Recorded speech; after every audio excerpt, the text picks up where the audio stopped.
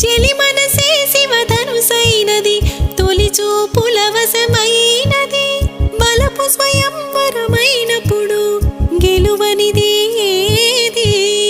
ఒక బాణం ఒక భార్యన్నది శ్రీరాముని చిరయసమైనది శ్రీవారు ఆవరమిస్తే సిరులన్నీ నావే తొలి చుక్కవు నీవే చుక్కాడివి నీవే తుదిదాకా నీవే మరు జన్మకు నీవే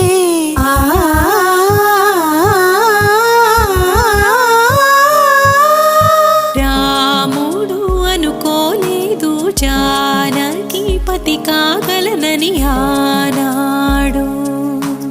జానకి కలగనలేదు రాముని సతి కాగలనని నాడు